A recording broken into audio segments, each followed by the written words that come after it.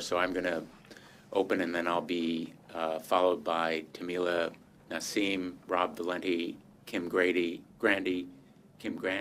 and Danny Webster, after Senator Durbin and my colleague Chris Murphy. Let's begin with the story of Lori Jackson, a 32-year mother of two. Lori fled her home with her two children and filed for a restraining order to protect her family and from her estranged husband. She moved in with her mother in Oxford, Connecticut, and the court granted her a temporary protective order while she waited for hearing to obtain a permanent restraining order. The day before the hearing was scheduled, Lori's husband shot and killed her and injured her mother, Mary Jackson, severely using a gun he legally possessed because a permanent protective order was not yet in place. Lori's death was among thousands that occur every year to women who are supposed to be protected by these orders that enable courts to take away firearms from men who are estranged, mostly men, sometimes women. And today, we are introducing a bill that will close a loophole in the law, a loophole that enables the killing of thousands of these women who should be protected. I want to thank the many advocates and gun safety organizations for their continued dedication, particularly the National Domestic Violence Hotline, the National Network to End Domestic Violence, Futures Without Violence, Jewish Women International, Legal Momentum, National Council of Jewish Women, the National Coalition Against Domestic Violence, the Coalition to Stop Gun Violence, as well as Gabby Giffords and Americans for Responsible Solutions for all of their advocacy. They have all been staunch and steadfast advocates. And I want to thank my fellow senators who will be speaking shortly, Senator Durbin, Senator Murphy, Senator Markey, as well as others, Murray, Boxer, Hirono, and Warren, who are supporting this bill. And I also want to thank Representative Lori Capps, who's fought for similar legislation in the House. We're honored to be joined as well by Tamila Nassim, whose bravery inspires us all to do more. When a domestic violence victim first asks for help, the court can issue a temporary restraining order, as it did for Lori Jackson, to provide that kind of protection that is needed in those first 2 weeks. In Connecticut, it's 2 weeks that a temporary restraining order lasts. Current federal law protects domestic violence victims by preventing their abusers from purchasing or possessing a firearm, but only after the court issues a permanent restraining order. And when that temporary restraining order is in place, the potential assailant, the abuser, is free to keep his firearms or even purchase new guns. In short, the potential victim is completely unprotected at the height of an abuser's fury and surprise. When the impulse to injure and kill is at its worst, the victim is least protected. When protection is most needed, at the height of that abuser's fury, the protection is weakest. And that's why we are introducing today the Lori Jackson Domestic Violence Survivor Protection Act, named after her because she is the face and was the voice of this kind of needed protection. Federal law fails to protect many victims during dating violence because it simply excludes those category of people from its definition of intimate partner. And so this legislation, very simply, would prevent the purchase and possession of a firearm by someone subject to a temporary restraining order, and it would expand federal law to protect individuals who have been victims of abuse by dating partners as well as others. Intimate partner violence is not suddenly more dangerous when a marriage certificate exists or the abuser and his or her victim have a child in common. There is nothing about that artificial distinction that means anything about protecting women. These two reforms are not the end of the story. They will not end domestic violence, homicides on their own. We also need to pass legislation like the measure introduced by Senator Amy Klobuchar to keep guns out of the hands of stalkers, and Representative Moore's legislation to help states enforce our gun law, and a broad array of other legislation, a comprehensive package, as Senator Murphy and I and Senator Durbin and Markey have supported in the past. I've spoken to Senator Leahy, and I understand that the Judiciary Committee will soon hold a hearing on guns and domestic violence, and I look forward to working with my colleagues who are here today and others who have joined us in this effort, because this cause is paramount in importance. The link between domestic violence and guns is a deadly recipe. We must end it. We must simply extend the law to provide protection against gun violence when fury and impulse are at their height and abusers' wrath can do its most destructive work. And that is why we need this measure, and I'm proud to ask Senator Durbin now to say a few words.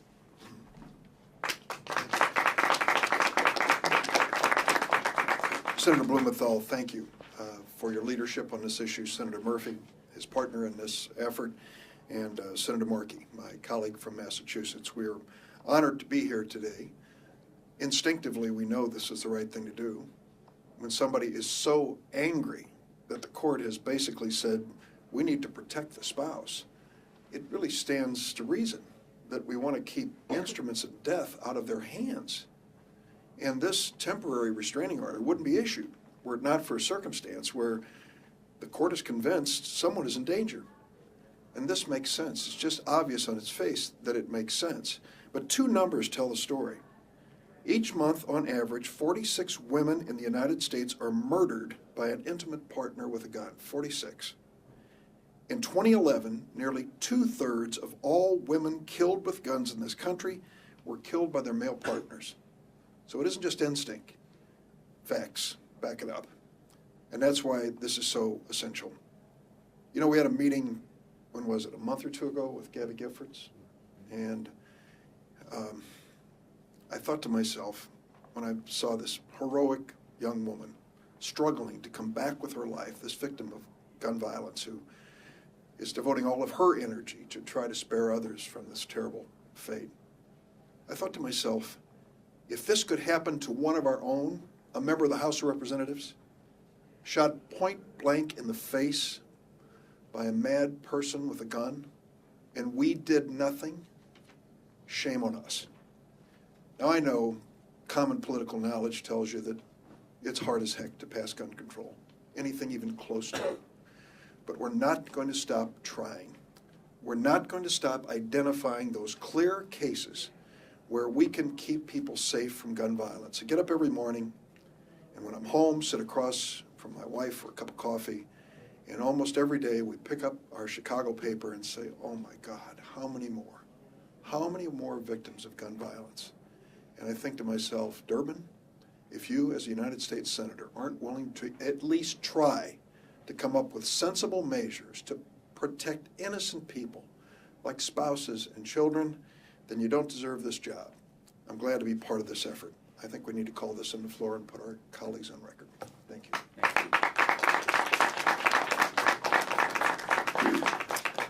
Thank you very much, Senator Durbin. Thank you, Senator Blumenthal, for your leadership on this issue. Maybe about a year ago, I had the chance to do a ride-along with the Hartford Police, and one of the stops we made that night was at a home where a woman had called in a report that her ex-husband, an estranged husband, had visited the house and had been stalking the premises, circling the house over and over. And on the scene, the police officer began the stages of writing a protective order because clearly there was a threat being posed to this woman. And you could see the terror in her eyes as she started to think about what he may have been contemplating. They were having a dispute over the custody of a child at the time. My hope is that that protective order got written, but it was likely a temporary protective order. And to think that the law would allow that husband, who had come to the house with anger in his soul, to think that the law would allow that individual to go straight from hearing that he had had a restraining order taken out against him, go purchase a gun and return to the house is the height of irresponsibility if we allow that to happen. Here's two statistics. Abused women are 5 times more likely to be killed by their abuser if their abuser owns a firearm. Here's another statistic. A woman is 3 times more likely to be killed with a firearm by her intimate partner than to be killed by any other weapon by a stranger. The reality is that a policy that allows for abusers, as Senator Blumenthal said, at the height of their anger, to be able to purchase a firearm will lead to more deaths in this country. Now, we understand where we are politically. Even though 80 to 90% of the American public supports comprehensive background checks, we're not going to be able to get that bill passed this year. But I challenge anyone in the United States Senate or the House of Representatives with a straight face to explain why a domestic abuser should be allowed to purchase a gun while there is a temporary restraining order lodged against them.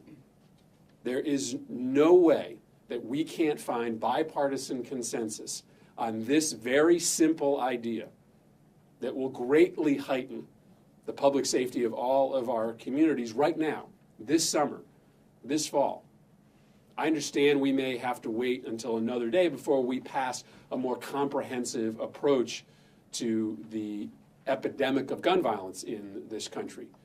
But right now, today, if we were able to bring this bill to the floor of the United States Senate, I am confident that it would pass. I am confident that it would pass the House of Representatives as well. As Senator Blumenthal mentioned, this isn't the only bill surrounding this issue. Senator Klobuchar has another very worthy measure, but let's not wait until we have enough votes to pass comprehensive gun violence before we bring these kind of measures to the floor of the Senate that will immediately heighten the safety of domestic partners and women all across this country. Let me introduce our great colleague and champion on this issue, Senator Ed Markey. Thank you. Thank you so much. Thank you, Senator Murphy, and I want to congratulate Senator Blumenthal on his introduction of this legislation. Senator Murphy and Senator Durbin and I each support his efforts in order to put some controls in place, especially where there is the most danger that it has been created, because the presence of a firearm in a domestic violence situation creates a dangerous cocktail, mixing anger and fear and escalating the potential for the deadliest of consequences. As Senator Murphy said, 1 in 4 women will experience domestic violence in her lifetime. Abused women are 5 times more likely to be killed by their abuser if he owns a firearm. These are just the facts. And so we have to be very sensitive to the reality of what happens in a situation like that. And currently, unfortunately, there are no federal laws on this situation that is created in homes all across the United States. No federal laws that require guns to be surrendered when an emergency or temporary restraining order has been obtained.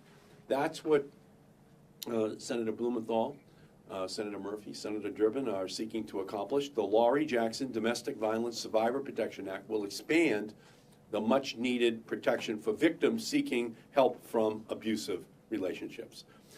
So what we have here is a gap between the time that a temporary restraining order has been obtained and a period where a permanent restraining order has been obtained, especially in situations where it is a husband who is in a rage and owns a gun. Now, that period of time could be 3 days, it could be 7 days, it could be 10 days, it could be 3 weeks. During that period of time, while there is a continued deliberation over whether or not a permanent restraining order should be given, this is when the husband could be in a total rage and have a gun. This is the period of maximum vulnerability. This is the period of time where the police are actually most concerned that something very bad can happen. We already have a law like this in Massachusetts. It works. We need a law like this across the country in order to protect women, in order to protect spouses from this great danger. This is common sense. There is a period of vulnerability that is great. Senator Blumenthal's bill, Senator Murphy's bill, Senator Durbin's bill actually closes this loophole, and I think will have the effect of dramatically reducing the number of deaths which we see from guns in domestic violence situations if we can get it passed. I think it's imperative that we do so. I congratulate you, Senator, for introducing it. Thanks. Good morning. My name is Tamila Nassim, and I consider myself a recovering domestic violence victim. I'm no longer a victim. I left New Jersey about 1 year and 4 months ago to start a new life for me and my daughter. I was a victim of domestic violence where there was abuse and guns around the home, around my daughter. You can choose whether to be a victim or not. Some women don't know how to get out. I moved to Maryland and I came to a family crisis center that is now giving me the tools and all the credentials that I need to be a recovering domestic violence woman. I don't consider myself a victim anymore. I came down here for a new beginning and a new life for me and my daughter. We're safe. I'm no longer living in fear. My ex has been reprimanded for what he has done. The guns were removed from our home. He was incarcerated. I just thank God that I had a second chance. A lot of women don't make it out, and I did. I applaud myself for having enough courage to leave. A lot of women, they stay. A lot of them stay for financial reasons. What's love got to do with it when you're getting abused, especially with a gun or with anyone's hands? So I just thank God that I consider myself a recovering victim of domestic violence. It's a choice. You stay, you die, you leave, you get a second chance. And now I'm glad to be in the District of Columbia, Maryland, and Virginia. We call it the DMV in New Jersey. So it gave me opportunity to start all over. And I'm just thankful that I can be here to speak to a lot of women that don't know how to get out. There's a way out. We have all kind of protection orders in New Jersey. I started off with a temporary restraining order. Didn't take me 7 days to get my permanent one. Robert was removed from our home. I left New Jersey with just whatever I can put in my car and came down here to start and create a new life for my daughter so we have a new beginning. And I'm just thankful. So to all the women out there, you don't have to be a victim. There's a way out. You can get a restraining order, you get a permanent, and then you start a new beginning. And I just left. I didn't bring anything, just clothes and my daughter. And I've been here 1 year and 4 months, and now I have a second chance. I am now employed. I am no longer fear. I'll be moving into my own place in about maybe 3 more weeks. So I consider myself a success story. It could be you too. Just gotta leave. It's just that simple. They say, how do you do it? I just left. Put my daughter in my car, put my belongings, and I left. No one should have to be a victim of domestic violence, especially when it's concerning a handgun, whether it's bought or illegal. So I just thank God that I had enough courage to leave. A lot of women don't. I might not be standing here today to share my story. Thank you.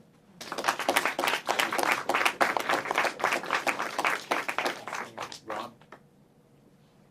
Thank you. My name is Rob Valente, and I represent the victim advocates at the National Domestic Violence Hotline. We want to thank Senator Blumenthal and his co-sponsors for this very important bill that fills in so many gaps. And why do we care? We're the hotline. Every day, the patient and dedicated victim advocates at the hotline respond to more than 330,000 calls a year. They get texts, they get chat messages. Over 680,000 visitors came to the hotline website last year. 1.5 million came to the hotline's Love is Respect Dating Abuse helpline website also. That gives you an idea of who's out there and who needs help. Too many of those who come to the hotline for help tell us they're living in terror because the abusers have firearms to threaten them or hurt them. They tell them that they're laying in bed at night and they can hear the abuser put a gun on the nightstand and take off the safety. So many of our victim advocates receive calls in the middle of the night hearing that a victim is terrified that she's about to be shot. And the next day, the victim advocate looks at the news stories and sees a suicide, homicide, and wonders if that was the woman. That's not a far-fetched notion. Women in the U.S. are killed at an alarming rate by intimate partners, and you've heard a lot of the statistics. But I just want to tell you one more, which is that 52% of female homicide victims killed by men were shot and killed with a gun. Female intimate partners are more likely to be murdered with a firearm than all other means combined. So knowing that, we are happy today to thank the champions who are out there to stop firearms homicides. Senator Blumenthal has worked for many months with victim advocates, many of the organizations that you heard at the beginning, and put together the best possible bill to address the gaps in firearms laws for victims of dating and domestic abuse. We want to, along with the co-sponsors, they are giving survivors of domestic violence a chance at survival, a chance for freedom from domestic violence and firearms violence. Truly, the time when a victim leaves is the most dangerous. This bill gives them a choice between life and death. On behalf of the many thousands of victims who call the hotline, we thank you for listening. And we are grateful that you are giving them a chance to become survivors. Next, Kim Gandy of the National Network to End Domestic Violence. Thank you, Senator. When I was a young lawyer, one of the first cases that I handled was a woman with a little boy who was trying to leave an abusive relationship. Fast forward a little bit, he tracked her down, shot her at point-blank range in the chest, and then turned the gun on himself. And through some miracle, she managed to live through that ordeal. But that was my first introduction to something that advocates everywhere already know through long and sad experience, which is that abusers are often deadliest when their victims are leaving their control or trying to leave. And particularly in that first year after a victim leaves, that is the deadliest, according to many researchers. We know, we've heard lots of statistics, 1/3 of all women murdered in the United States are murdered by a current or former intimate partner.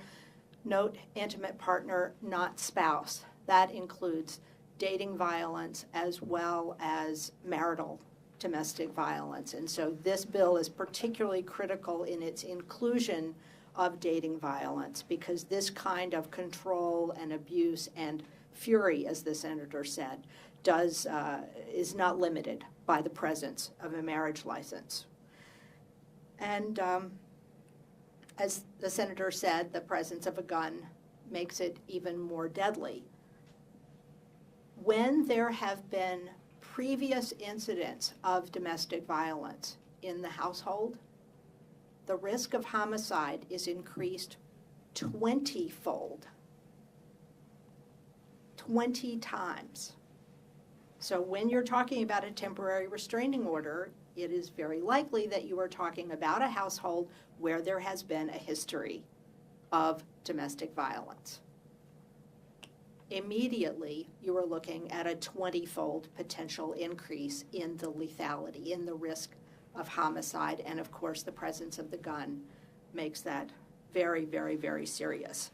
And I know that lots of us are tired of hearing statistics. I'm sure the press is tired of hearing statistics, but our goal is to make sure that the next woman in this situation does not become one of those statistics. Women in the United States are 11 times more likely to be murdered with guns than women in other high-income countries. And I believe that that is in part because of our failure in this country to thoroughly remove guns when the threat is so clear. And this bill closes one more serious loophole, the TRO loophole. And of course, after the TRO is issued and the possession of guns is prohibited, we're assuming that this bill is going to pass, then the next step is to make sure that law enforcement actually does remove the guns, because having an order that the guns be removed is not the same thing, as we know from a recent case in Arizona, where there was an order to remove the guns, and the judge said, are all your guns gone? And he said, oh yeah, I sold them all. 6 hours later, he murdered her daughter, and her brother. So that's the next step after we get this one. But on behalf of survivors everywhere, and the friends and families of victims, I want to thank Senator Blumenthal, Senator Murphy, and Senator Durbin for their leadership on this critical issue and for introducing the Lori Jackson bill. Daniel Webster of the Bloomberg School of Public Health at Johns Hopkins. Thank you. Thank you, Senator, for inviting me. My name is Daniel Webster. I'm a professor of health policy at Johns Hopkins University, where I direct the Center for Gun Policy and Research. I've been studying gun violence and ways to prevent it for approximately 25 years. Before getting into to research and teaching into academic level, I had a brief stint as a social worker in Kentucky, where my caseload was predominantly domestic violence cases. It was only 1 week on the job when I was threatened with a gun by someone I was investigating for child abuse. So I know very well how, in a very direct way, what that feels like.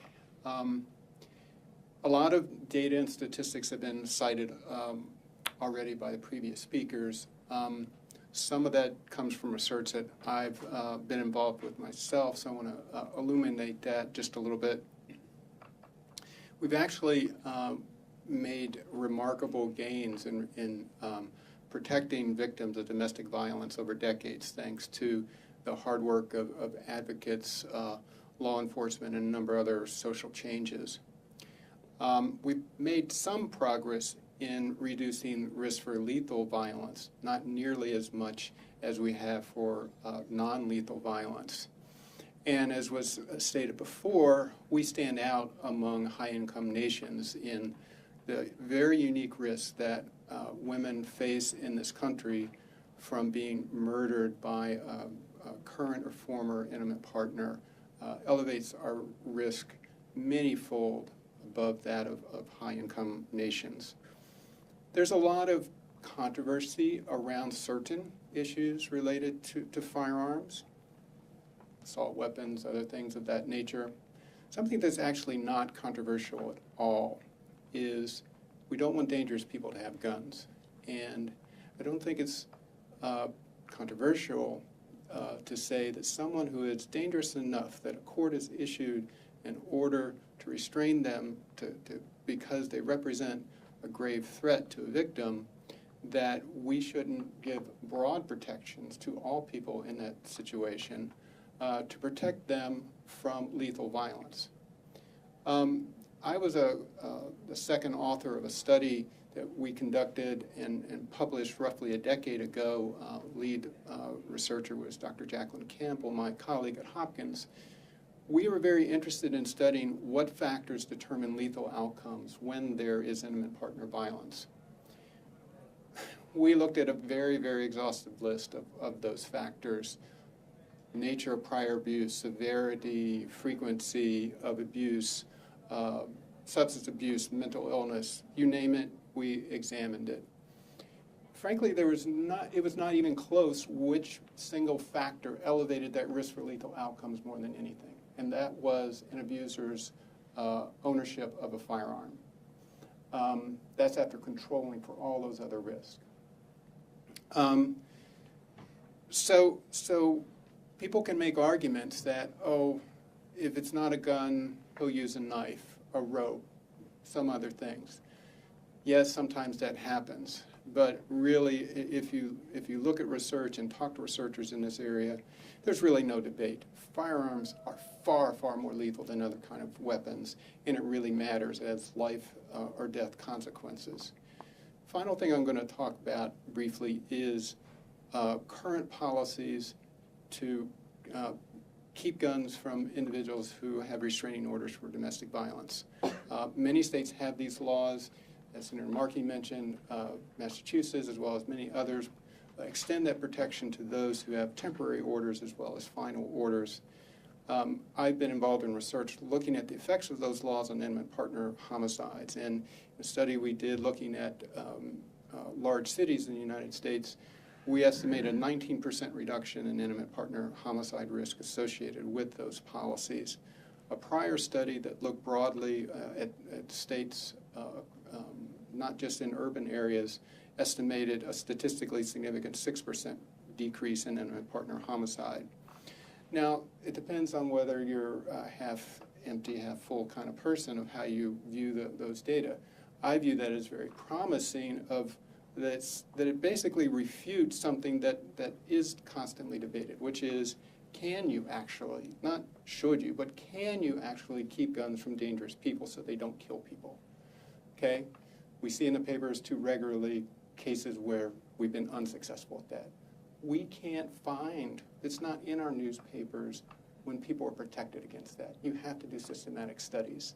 And our studies show that, yes, people's lives are saved by these policies, even the weak ones. So if we actually strengthened our laws to have full protection for those who have temporary orders, which again, as was already mentioned in our studies, clearly was the time of greatest risk to victims for lethal outcomes, is right when she's leaving and getting that temporary order. If we can extend those protections to that group and the growing group of victims whose perpetrators they're not married to, do not have children with, those are really the highest risk times. And if we add those protections, we will save a lot of lives.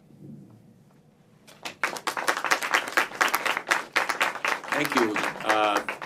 You've heard the numbers and statistics. They simply prove what is intuitively undeniable, which is that when the fury and wrath and anger are at its height, the protection ought to be at least equal to the time afterward when there is a permanent restraining order.